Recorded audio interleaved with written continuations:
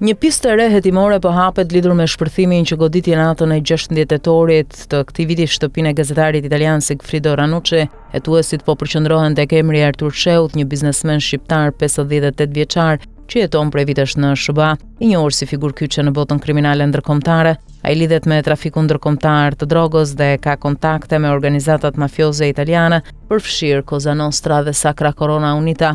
Sheu është përmendur edhe në një episod të Report në prill 2024, ku diskutua qendra e migrantëve në Shqipëri dhe një donacion i 30.000 metrave katror toka pranë Vlorës për një fondacion të udhëhequr nga ish-kreu i Interpolit, generali Fabrizio Lizi. Hetimi i fundit shqyrton edhe lidhjen mes dy tentativave ndaj Ranucit, një përpjekje për të hyrë me forcë në shtëpinë e tij gjatë verës dhe shpërthimin e tetorit. Hetuesit duan të përcaktojnë nëse pas dy incidenteve qëndron e njëjta mendje organizuese, sulmi nuk duket i rastësishëm dhe mund të lidhet me hetimet e gazetarit mbi krimin e organizuar dhe skenar ndërkombëtar, duke përfshirë ndikime nga Shqipëria dhe SBA-t. Artur Sheu njihet për aktivitetet e tij të biznesit, përfshirë marrjen e lejeve të ndërtimit nga Edi Rama dhe përfshirjen në investime publike përmes të cilave dyshohet se ka mundsuar pastrim parash ndërkombëtar.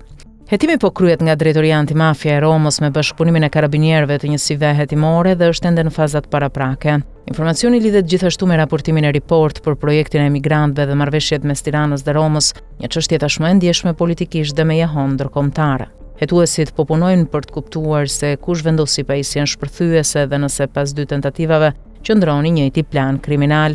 Sulmi ndaj Ranucit nuk shihet si izoluar, pasi gazetarët që hetojnë krimin e organizuar shpesh përballen me kërcënime të koordinuara.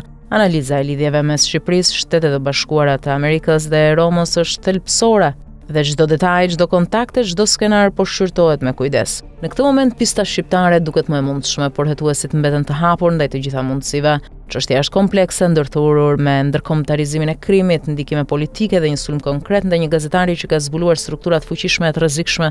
E vërteta do të kërkoj kohë, vëmendje e mbrojtje, ndërsa prokurorët po punojnë për të ndërtuar një rast që lidh hetimet mediatike me ato kriminale.